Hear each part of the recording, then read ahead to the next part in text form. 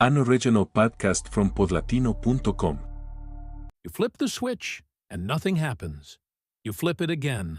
Still nothing. The computer screen went dark. The fan that always hums in the background fell silent, and the refrigerator stopped its steady buzz.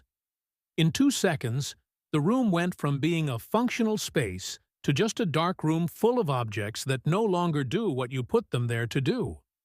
A power outage is not a serious emergency on its own, but it has one particular quality. It knocks you off autopilot all at once. And right there, in that moment of disorientation, most people make the most unnecessary mistakes. They grab their phone and crank up the flashlight, open the fridge 3 times in a row, call someone without knowing what to say, and end up at 30% battery before 20 minutes have passed. What you actually need in those first moments is not quick movement. It is observation. Before touching anything, you need to understand what is happening. Did only your apartment go out, or the whole building? Is there light on the street? Is your neighbor across the hall also in the dark? That information completely changes what makes sense to do next. If the outage is only in your home, something probably tripped in the electrical panel. If it is the whole building, someone may have already called the property manager. If it is several blocks, the most likely scenario is a problem with the utility company, and you are going to have to wait. The electrical panel, sometimes called the breaker box or circuit breaker, is the first place to check when the outage seems internal. It is usually in a hallway, near the front door or inside a wall cabinet. There you will find a row of switches or breakers. If one has flipped down or is sitting in a different position from the rest, that is your problem. Before flipping it back up, unplug whatever appliances were running. If the breaker trips again immediately, there is a short circuit or an overload that requires an electrician. In that case, do not keep trying. If the problem is external, your phone becomes the most important tool you have. And for exactly that reason, you need to treat it carefully. The most common mistake is using it as a permanent flashlight from the very first minute. The phone flashlight drains the battery fast, especially when the screen is also on. The smart move is to lower screen brightness to the minimum you can work with. Switch to airplane mode if you already know the outage is affecting the whole area, and you do not need a signal, and close every app you are not using. Save that energy for what matters: communication, information, and a short burst of flashlight when you really need it. For lighting the space, the best approach is to not rely on your phone alone. This is where what you already have at home starts to matter. A well-placed candle can give you enough light to move around and handle the basics. But candles carry a real risk. If they fall over, if they are near something flammable, if a pet or a child knocks one down, you have a fire. Never leave a candle burning unattended. Never put one on an unstable surface, and blow it out before you leave the room.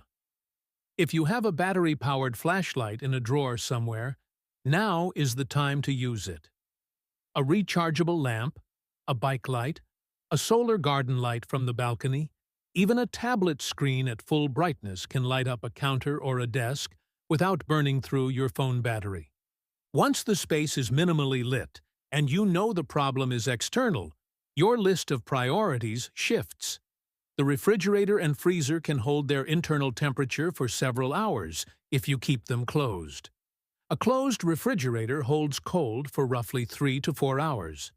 A full freezer can last up to 48 hours if it stays shut. The rule is simple. Resist the urge to open them every time you want to check on things. The more closed they stay, the longer everything inside lasts. There is something many people overlook when it comes to appliances that are still plugged in. When the power comes back, it sometimes returns with a brief voltage surge. That can damage sensitive electronics like computers, televisions, and chargers. The most practical thing to do is unplug those devices while the outage lasts, then reconnect them gradually once the electricity is back. Surge-protected power strips help, but not all of them actually have that protection. If the outage happens in an apartment building, there are a few things that deserve special attention. Elevators, first and foremost. Never use them during a power outage. Not just because they might stop mid-floor, but because getting stuck in a dark cab with no idea when the power will return is a situation that is simply not worth risking. Stairs are your only option, and you should take them with a flashlight, slowly, watching every step. Electric garage doors and building entrance gates may also lock up completely. Many have a manual release lever or cable that lets you open them without power. It is worth knowing where that lever is before you ever need it. In apartment buildings, the water pump that feeds the tanks can also run on electricity.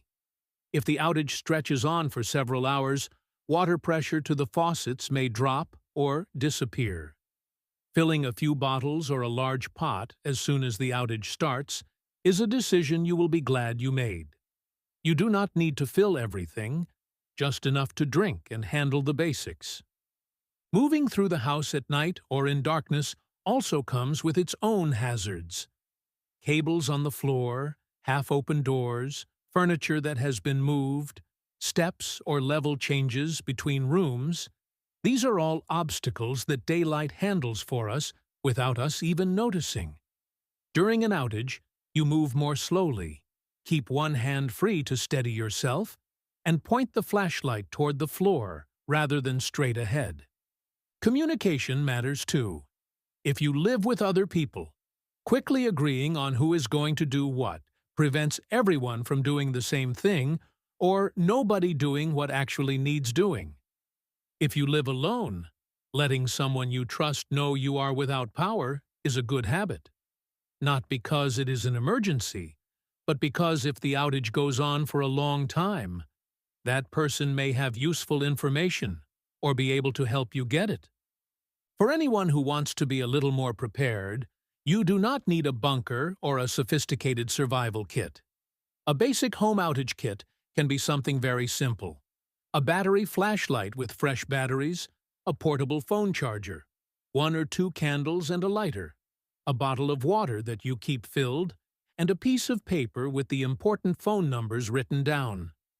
That is it. It takes up almost no space, costs very little, and the difference between having it and not having it shows up in the first 10 minutes of an outage. A power outage does not just reveal how much electricity we use. It reveals how many decisions we have quietly handed off without realizing it. The light, the warmth, the information, the cold food, the access to the building. All of it runs automatically when there is power.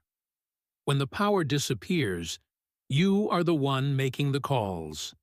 And the difference between coming out of it fine or spending hours in disarray is not about having a lot of gear. It is about knowing what to do first, what to protect, what not to waste, and how to move through the dark without letting it get the better of you.